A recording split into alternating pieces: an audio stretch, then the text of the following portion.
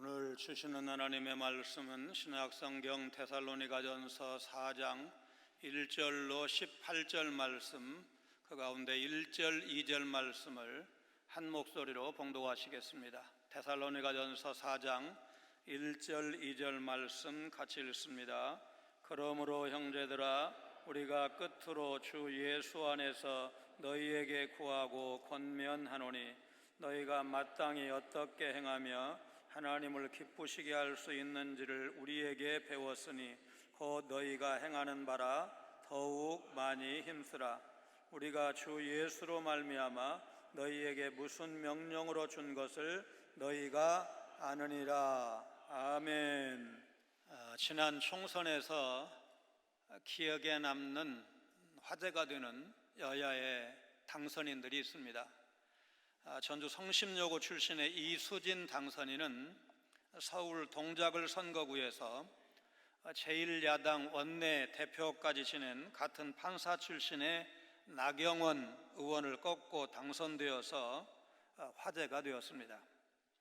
11살 때 아버지가 불의의 사고로 돌아가셨고, 행상으로 가족을 먹여 살리시던 어머니마저 빙판에 넘어져서 골절이 되었습니다. 뼈가 교사에 가는 가운데 있는데 너무 가난하니까 병원에 갈 수가 없었습니다. 그 당시에 중학교 사무실에서 근무하는 언니가 받아온 8만 5천 원으로 5 식구가 먹고 살았다고 하니까 그 궁핍함이 얼마나 심했을까. 초등학교 6년 동안 학교를 거의 가지 못했다고 합니다. 어머니 병간호하고 이제 살림을 하느라고.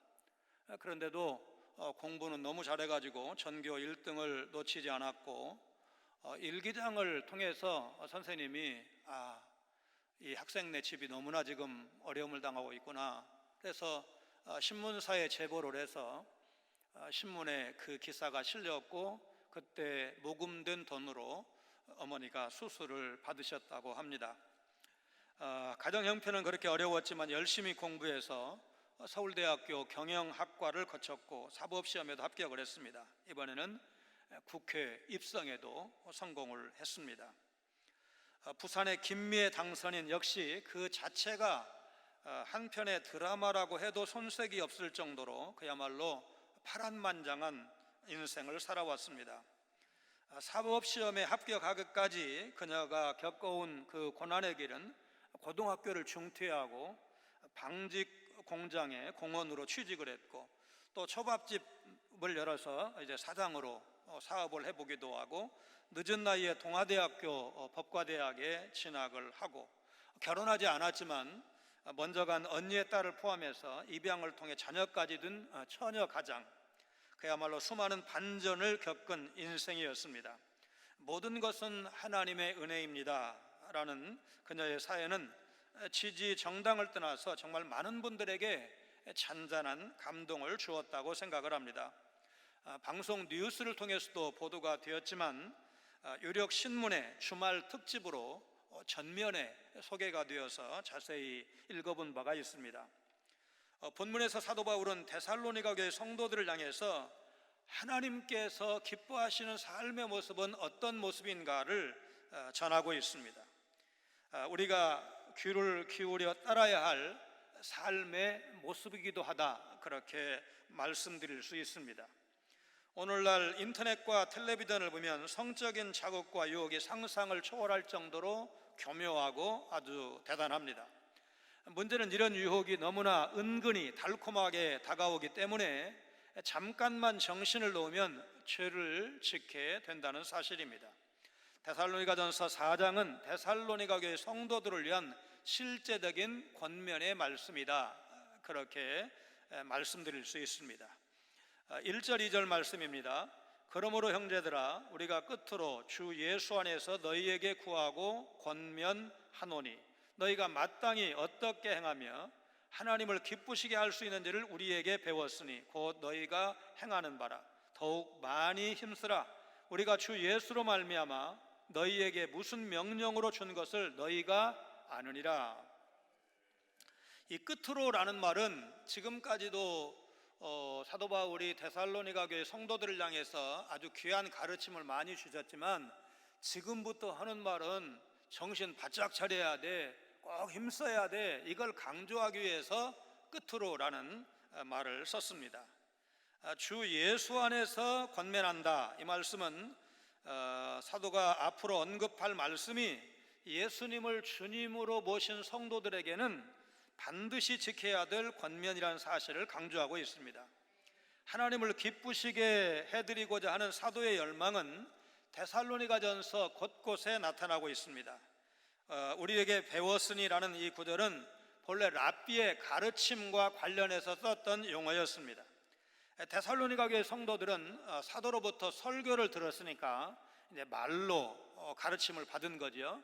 그 다음에 이제 짧은 기간이지만 데살로니가에 머물면서 사도 바울이 어떻게 예배 생활을 하고 기도 생활을 하고 또 사람들을 대하고 이런 것들을 지켜보고 배울 수 있는 기회가 있었습니다. 그래서 이미 배웠다, 그렇게 말씀하고 있고, 그 다음에 사도가 무슨 명령을 주었다, 이렇게 표현하고 있는데 사도는 고린도 전서에서 이것은 주의 명령이 아니고 내가 너희에게 권한다, 이런 표현을 쓴 적이 있는데, 이제 명령 그러면은 선택의 여지가 없는 겁니다. 무조건 그대로 순종을 해야 되는 거고, 이제 권면한다 그러면은 이거는 진리는 아니어도 그래도 덕을 위해서라면 이렇게 하는 것이 좋다 할 때, 말하자면 독신 그냥 있는 것이 좋지만 만약에 육체의 정욕을 물리칠 수 없다면 결혼하는 게 좋다, 이게 선택을 할 수가 있는 거죠.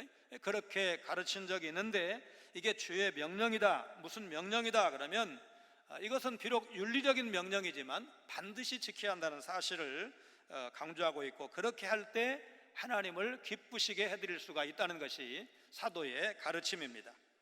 3절로 6절에서 사도 바울은 두 단어, 그러니까 거룩함과 음란이라는 말을 한 문장에서 서로 대조하면서 말씀하고 있습니다. 우리 3절로 6절을 같이 읽습니다.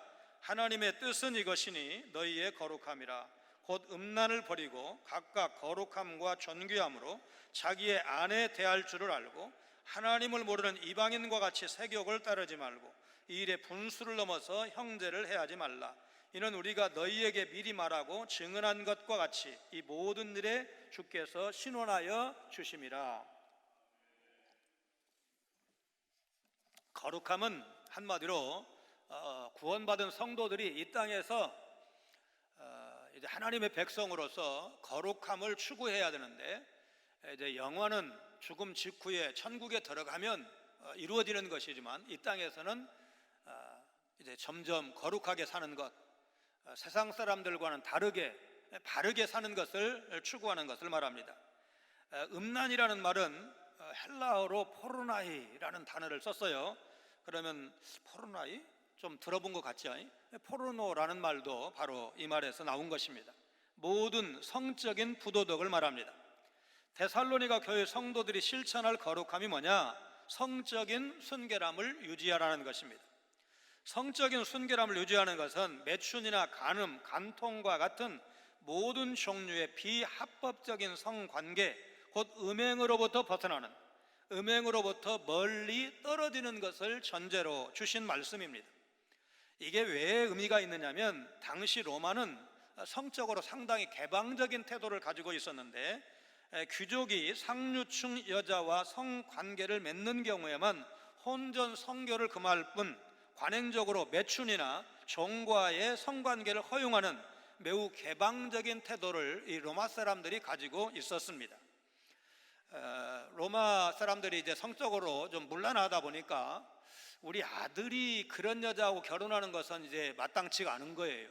그런데 이제 요즘 우리식으로, 한국식으로 표현해서 양반집에는 그런 사람들이 없으니까 오히려 신부는 노예지만 기독교인들이 성적인 정결을 철저하게 지키니까 아무리 신부는 천하더라도 그래도 우리 아들이 깨끗한 여자와 결혼을 시켜야 되겠다, 이렇게 해서 기독교인 노예 가운데서 며느리감을 선택을 하게 되고, 그렇게 해서 결혼해서 아기를 낳게 되면 그 어머니가 아이를 믿음으로 거룩하게 키우지 않겠습니까? 그것이 이어져서 300년쯤 지나니까 로마가 기독교 국가가 되었다, 지도층의 복음화는 그런 식으로 이루어졌다는 말씀을 드린 적이 있습니다. 반면에 유대교와 기독교는 결혼 내에서만 성관계를 허용했습니다. 4절의 아내는 연약한 그릇을 말합니다.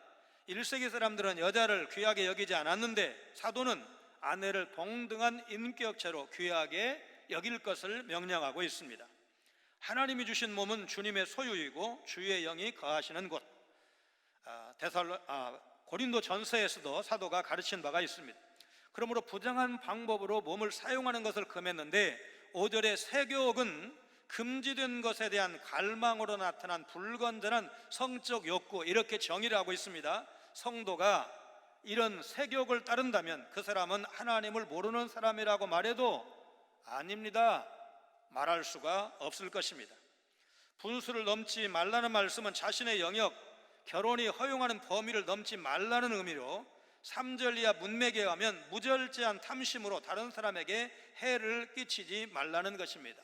아마 성경에서 이런 예를 찾으라고 한다면 다윗의 범죄가 여기에 속할 것입니다. 사도 바울이 이처럼 단호하게 말하는 것은 데살로니가 교회 안에 성적 타락이 있다는 디모데의 보고가 있었기 때문일 것입니다. 5절의 이방인은 비유대인을 말하는 것이 아니라 예수님을 주로 고백한 성도가 아닌 믿지 않는 사람을 말합니다.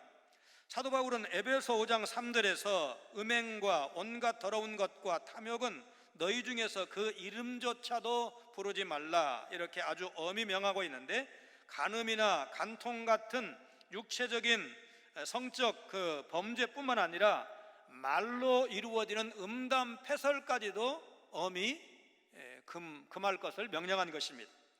사도 바울은 7절 8절에서 부정함과 거룩함을 다시 대조하고 있습니다. 7절 8절 같이 읽습니다. 하나님이 우리를 부르심은 부정하게 하심이 아니요 거룩하게 하심이니 그러므로 저버리는 자는 사람을 저버림이 아니요 너희에게 그의 성령을 주신 하나님을 저버림이니라.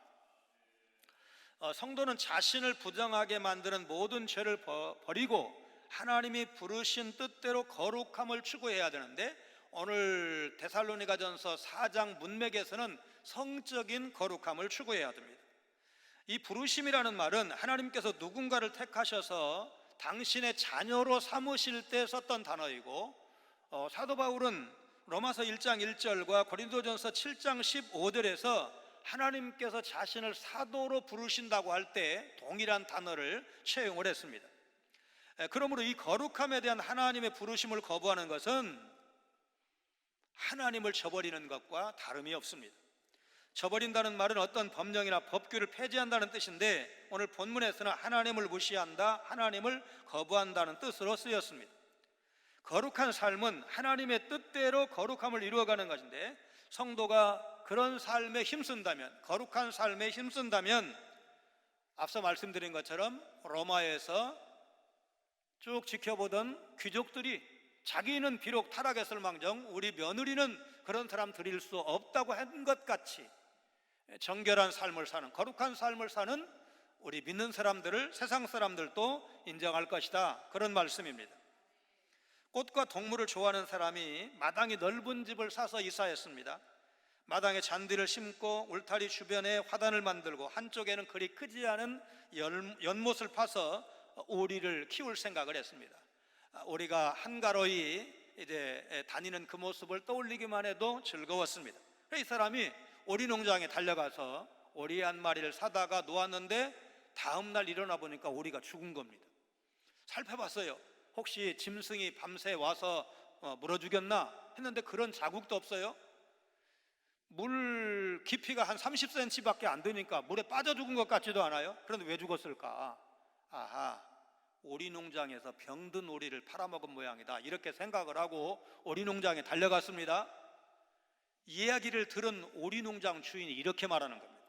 사가신 오리는 농장에서 기계로 부화시켜 키운 오리입니다. 그래서 수영을 할 줄 모릅니다. 게다가 그 오리는 어릴 때부터 물속이 아닌 사육장에서 키웠기 때문에 깃털에 기름이 분비되지 않아서 물에 잘 뜨지도 못합니다. 저는 이런 사실을 알고 오리를 사가신 줄 알았습니다. 오리라고 해서 수영을 다 잘하는 것이 아니라는 것입니다. 마찬가지로 교회에 다닌다고 해서 모두가 진실한 그리스도인이 되느냐? 아니라는 것입니다. 오리의 깃털에 기름이 분비되어야 물에 젖지 않는 것처럼 성령의 기름 부으심을 받은 사람만이 세상에 물들지 않고 세상과 구별되어서 거룩하게 살 수 있다는 말씀입니다.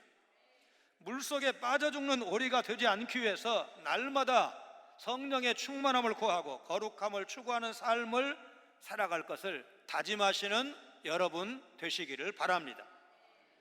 우리가 가장 은밀하게 죄성을 드러내는 영역이 바로 성과 관련된 영역입니다.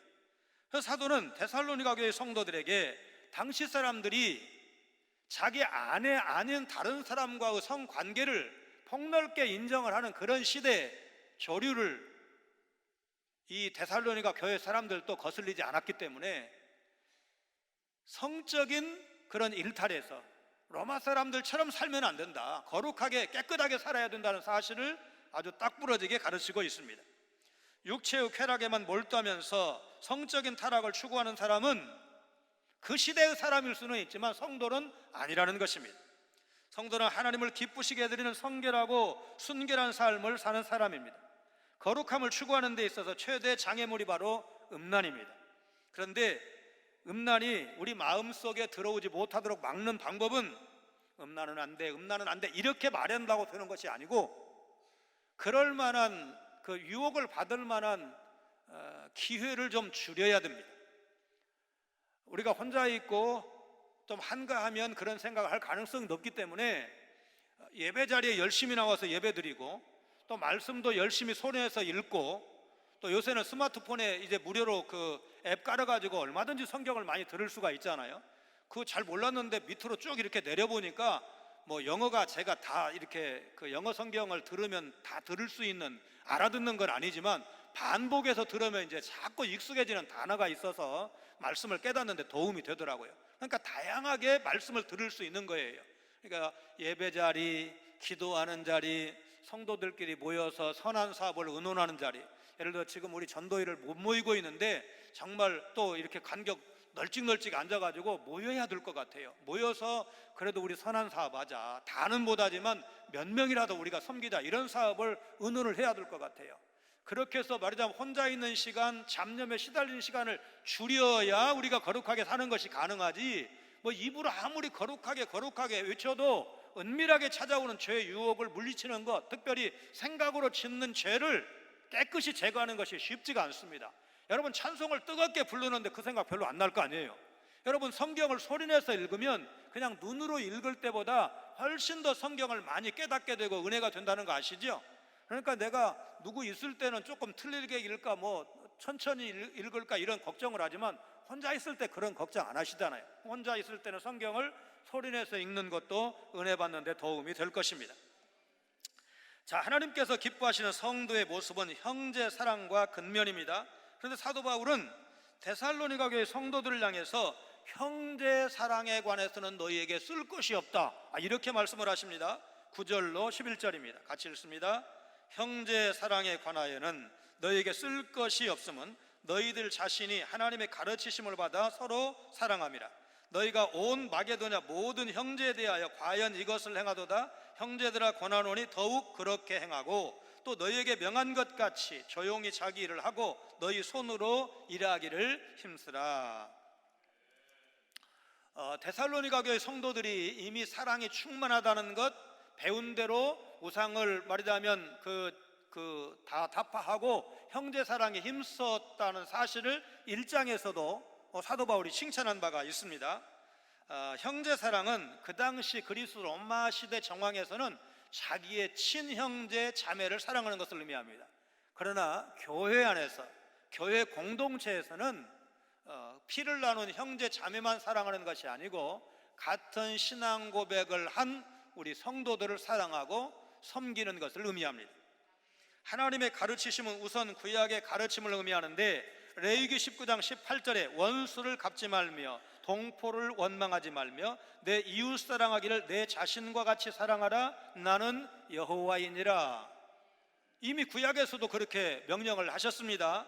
여러분, 예수님께서 복음서를 통해서 가르치신 말씀도 이 말씀을 그대로 받으셨다는 사실을 알 수가 있습니다. 마가복음 12장 31절이나 여러분 잘 아시는 요한복음 13장 34절을 보면 새 계명을 너희에게 주노니 서로 사랑하라. 내가 너희를 사랑한 것 같이 너희도 서로 사랑하라. 그런데 이 마게도냐 수도에 있는 데살로니가 교회가 마게도냐 전 지역의 성도들을 사랑하고 섬겼다, 지금 그 말씀을 하고 있는데, 이 데살로니가 교회가 오래된 교회가 아니라고 했습니다. 바울 사도가 오래 목회한 것이 아니고 그저 3주 정도 있었던 것으로 보이고 쫓겨나서 야반도주한, 그래서 교회가 참 걱정되었는데 너무너무 순수하게 신앙 성장을 잘해서 사도가 기뻐하고 칭찬했다고 했습니다. 그런데 그들이 정말 잘했던 게 뭐냐면, 말하자면 장자 노릇, 큰아들 노릇을 잘한 거예요. 이 데살로니가 교회보다도 더 늦게 생기고 더 연약한 교회 성도들을 잘 섬겼다는 거예요. 그래서 역시 큰 교회, 먼저 세운 교회, 좀 힘이 있는 교회는 그렇지 못한 교회와 성도들을 사랑하고 섬길 책임이 있다는 것을 오늘 사도 바울이 이 데살로니가 전서를 통해서 우리에게 말씀하고 있습니다. 자, 12절 말씀 같이 읽습니다. 이는 의인에 대하여 단정히 행하고 또한 아무 궁핍함이 없게 하려 함이라. 의인은 교회 밖에 있는 사람, 믿지 않는 사람들을 말합니다. 골로새서 4장 5절 말씀을 보면 의인에게 대해서는 지혜로 행하여 세월을 아끼라, 이렇게 말씀을 하셨는데, 오늘 12절에서 단정히 행한다는 말은 골로새서 4장 5절에 지혜로 행하는 것과 아주 흡사합니다. 디모데전서 3장 7절 말씀은 성도들이 의인들로부터도 칭찬을 들어야 된다. 그러니까 여기 문맥은 교회 지도자인 감독을 말합니다. 목사와 장로들 사람은 교인들로부터도 칭찬을 받고 인정을 받아야 되지만, 믿지 않는 세상 사람들로부터도 저분은 정말 예수 믿기 이전에도 반듯한 분이야, 덕을 아는 분이야, 이런 칭찬을 들을 수 있어야 한다는 것입니다. 궁핍함이 없게 하는 거하고 너희 손으로 일하기를 힘쓰라는 말씀은 서로 이렇게 연결이 됩니다. 여러분, 열심히 일하는 사람은 먹을 것이 풍부할 가능성이 많죠. 예외는 있을 수가 있지만, 여러분, 가난한 사람, 궁핍한 사람은 열심히 일하지 않을 가능성이 상당히 있습니다. 이게 서로 연결이 되는 겁니다. 주님의 재림이 임박했다고 해서 아무 일도 하지 않고 다른 사람만 의지하려 해서는 안 된다. 그런 모습은 성도로서 덕이 되지 않는다는 것입니다. 우리가 마태복음 25장에서 예수님께서 가르쳐 주신 세 비유를 기억하고 있는데, 첫 번째 비유가 기름을 준비한 5처녀와 기름을 준비하지 못한 미련한 5처녀 비유를 알고 있습니다. 여러분, 이 비유의 핵심은 뭡니까? 신랑은 늦게라도 반드시 온다는 것입니다. 그러므로 신부는, 교회는 깨어서 누구를 기다리라? 신랑을 기다리라는 것입니다. 그리고 그 신랑은 우리 주님을 의미한다고 보는 것이 보편적인 해석입니다. 두 번째 비유가 달란트 비유입니다. 달란트 비유의 핵심이 무엇입니까? 주인이 5달란트, 2달란트, 1달란트를 종들에게 맡기고 멀리 떠났습니다. 근데 멀리 갔다고 하니까 아주 안 오는 것이 아니고 그 주인이 오랜 후에 돌아옵니다. 돌아오면 얼마나 장사를 잘했는지, 그 자본을 남겼는지 결산할 때가 있다는 것입니다. 그럼 이 두 비유를 합하면 어떻게 말할 수가 있습니까? 예수님은 반드시 오시는데, 오실 때 우리가 어떤 삶을 살았는지를 보신다는 것입니다. 그래서 주인 되신, 신랑 되신 예수님 다시 오실 때까지 교회와 성도는 깨어 있어야 되고 열심히 일하라. 그런데 그 당시에 이 데살로니가 교회 안에는 예수님 오시면 이거 다 소용없는데 이렇게까지 말하자면 열심히 살 필요 없다, 이런 사람들이 있었어요. 그래서 그것이 이제 말하자면 그 덕이 안 되고 좀 바르지 않기 때문에 사도는 그것에 대해서 깨는, 말하자면 바르게 세우는 일을 하고 있는 것입니다. 1955년 6월에 오랜 소꿉친구 마에가와 다다시, 이 사람과 편지를 1600통 이상을 주고받으면서 이 사람이 먼저 믿음이 있었고, 그 다음에 이 여자가 이제 좀 믿음을 갖게 되고 나중에 병상에서 세례를 받고 이런 얘기인데, 이 사람이 어쨌든 이제 죽었어요. 죽고 그 사람을 닮은 미추라는 사람이 나타났고 아야코를 그리스도의 사랑으로 포근하게 감싸주었습니다. 무려 13년 동안 결핵성 척추 카리에스로 깁스베드에 누워서 꼼짝도 못한 채 지냈던 아야코는 병상에서 일어나서 이 미추에와 결혼을 하게 됩니다. 이름이 많이 알려지기 전에 남편의 수입만으로는 생활하기가 어려워서 작은 가게를 시작을 합니다. 여주인이 정직하고 친절하게 물건을 판다는 소문이 나면서 손님은 점점 몰려왔고 트럭으로 물건을 들여다 놓을 정도로 온종일 정신없이 장사를 해야 되었습니다. 하루는 남편이 퇴근해 오면서 장사하고 있는 아내를 보고 이렇게 말합니다. 우리 동네 가게들은 이제 손님이 거의 없대. 저 건너편 가게는 곧 문을 닫을 거래. 이 말을 들은 부인은 물건을 트럭으로 주문하지 않았고 파는 물건의 종류도 줄여서 손님이 찾아오면 그 물건은 건너편 가게에 가면 사실 수 있습니다, 이렇게 안내를 했습니다. 그래서 이제 손님이 좀 줄어드니까 다소 시간이 많아졌고, 그래서 부인은 좋아하던 독서에 다시 빠질 수가 있었습니다. 틈틈이 글을 썼고, 이때 썼던 소설이 있었는데 그 소설이 유명한 빙점입니다.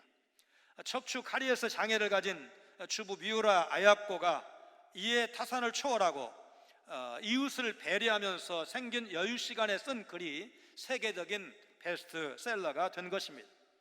그녀의 인생을 보면 어두운 먹구름 속에서도 구름을 뚫고 한 줄기 환한 빛이 비추고 있는 느낌을 받습니다. 이제 일본이 배출한 기독교인 작가 중에서 한국 교회에 아주 영향을 많이 끼친 그런 훌륭한 작가입니다.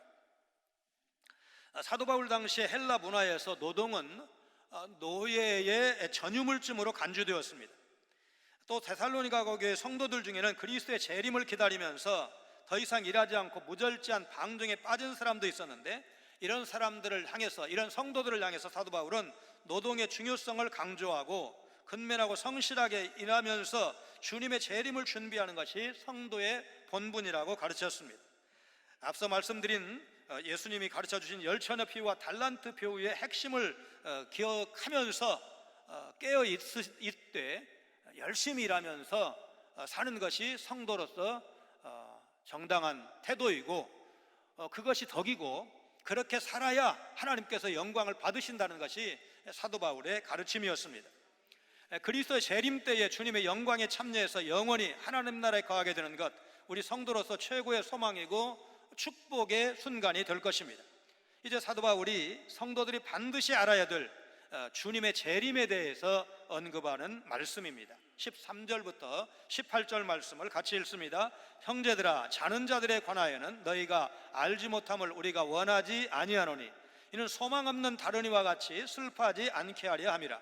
우리가 예수께서 죽으셨다가 다시 살아나심을 믿을진대 이와 같이 예수 안에서 자는 자들도 하나님이 그와 함께 데리고 오시리라. 우리가 주의 말씀으로 너희에게 이것을 말하노니 주께서 강림하실 때까지 우리 살아남아 있는 자도 자는 자보다 결코 앞서지 못하리라.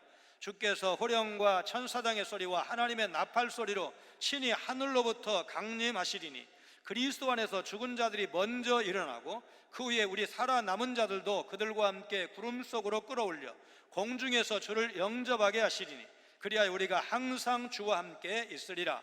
그러므로 이러한 말로 서로 위로하라. 성도가 이 땅에 사는 동안 불가피하게 먼저 보내는 가족이 있을 수가 있는데, 그래도 슬퍼할 이유가 없는 것은 주님의 재림을 바라보기 때문이라는 것입니다. 예수님의 부활과 다시 오심은 성도의 소망입니다. 주님의 부활은 성도의 부활을 소망하게 하고 주님의 재림으로 하나님 나라는 완성될 것입니다. 예수 안에서 자는 자들이라는 말은 예수 안에서, 예수 믿다가 먼저 죽은 성도를 표현하는 말인데, 죽은 자들이 주님의 재림 때에 다시 부활할 것을 전제로 한 기독교적 용어입니다. 요한복음 5장 25절을 보면 진실로 진실로 너희에게 이르노니 죽은 자들이 하나님의 아들의 음성을 들을 때가 오나니 곧 이때라. 듣는 자는 살아나리라 하신 말씀처럼 주님의 호령은 죽은 자를 일으키는 음성입니다. 마태복음 24장 31절에서 하나님의 나팔 소리는 하나님의 택하신 백성을 모으는 소리입니다. 그가 큰 나팔 소리와 함께 천사들을 보내리니 그들이 그의 택하신 자들을 하늘 이 끝에서 저 끝까지 사방에서 모으리라. 하늘 보좌 우편에서 우리를 지켜보시며 기도하시던 주님은 하늘로부터 내려오시고 부활한 성도는 구름 속으로 들어가서 주님과 함께 거하게 되는 것입니다. 여기 구름은 하나님의 현현을 뜻하는데 이제 구약에도 여러 번 나오지만 사도행전 1장 9절에 하늘로 올리와 가심을 본 그대로 다시 오시리라 하신 예수님은 구름 타고 올라가셨습니다. 그 구름이 단순히 자연적인 구름이 아니고 하나님의 현현 나타나심을 의미한다, 그런 말씀입니다. 그러니까 이제 우리 주님이 이 땅에 다시 오실 때의 그 광경은 주 안에서 예수 잘 믿다가 먼저 간 성도들이 부활해서 무덤에서 일어나서 공중으로 올라가서 주님을 영접하게 되고, 주님이 오시는 그 당시에 살아있는 우리 성도들도 신령하게 변화가 되어서 공중으로 올라가서 우리 주님과 만나서 영생복락 누리는, 새하늘과 새 땅에서 영원히 산다는 이 재림의 말씀은 오늘 우리에게, 말하자면 육신적으로는 늙어가고 있고, 말하자면 병들어가고 있고, 또는 우리 사랑하는 가족을 먼저 보낸 그런 입장에서 소망이고 기쁨이라는 말씀입니다. 어떤 목사님이 열심히 자판을 두르면서 글을 쓰는데 의자 아래에서 뚝 소리가 났습니다. 뭐야? 무슨 소리야? 한 번 두루 번 거리고는 이제 주보 마감 시간이 다 되어서 열심히 원고를 썼습니다. 잠시 후에 와장창 소리와 함께 뒤로 벌러덩 나다빠졌습니다. 의자 다리가 완전히 부서져 버린 것입니다. 그러고 보니 조금 전에 뚝 소리는 바로 의자 다리에 금이 가는 소리였던 것입니다. 하나님도 참 갑자기 확 밀면 어떡해요? 정신 차리라고 밀었다 요놈아. 누가복음 21장 29절 31절 말씀을 보면 이에 비유로 이르시되 무화과 나무와 모든 나무를 보라. 싹이 나면 너희가 보고 여름이 가까운 줄을 자연히 아나니 이와 같이 너희가 이런 일이 일어나는 것을 보거든 하나님의 나라가 가까이 온 줄을 알라.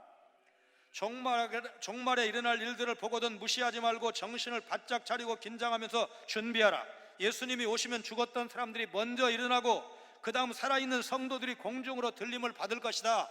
말하자면 이 종말에 관한, 예수님 재림에 관한 설교 원고를 다 이렇게 작성하던 중이었는데 뚝소리를 들었다면 그게 의자가 부서지기 전 징조라는 것을 알았어야 하는데 의자다리 부서지는 소리 하나도 못 알아채면서 세상이 부서지는 소리를 어떻게 들을 수 있을지, 부러진 의자 다리를 들고서 무사한 제 다리를 만져봤습니다. 그날에 이런 그 주일 좋은 예화가 되었습니다.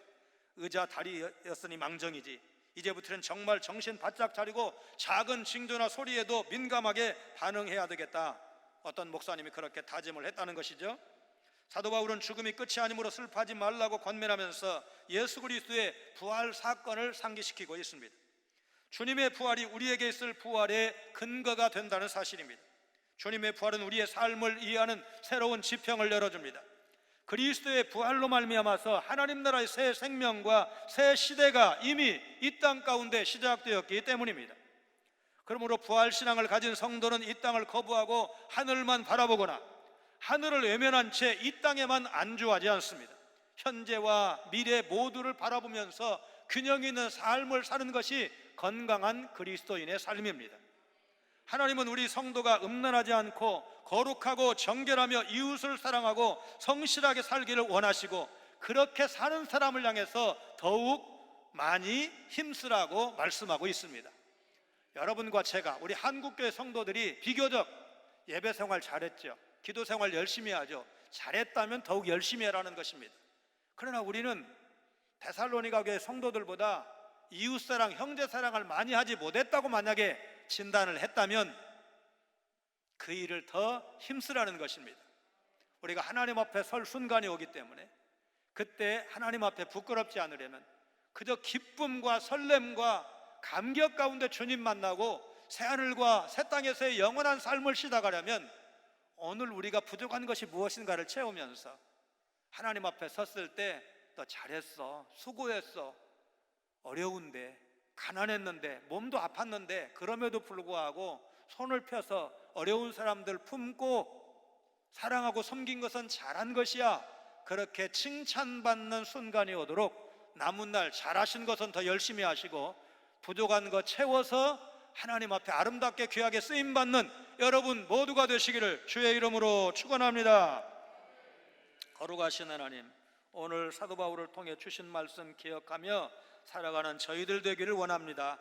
세상 사람들이 어떻게 살아가든 성도인 저희들은 거룩한 삶을 살아가기를 결심하고 결단하는 이 시간 되게 하여 주옵소서. 사도의 가르침대로 연약한 아내를 귀하게 여기는 남편이 되게 하시고, 그래서 행복한 부부, 행복한 가정들 다 되게 하여 주옵소서. 세욕을 좇지 말라는 말씀이 이 시대에 얼마나 온전히 지키기 어려운 말씀인 줄 모릅니다.